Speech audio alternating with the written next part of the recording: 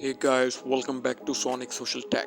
Today in this tutorial, I'll show you how to turn on aim pinning on Mobile Legends. So just follow these simple steps and make sure to watch the video through to the end.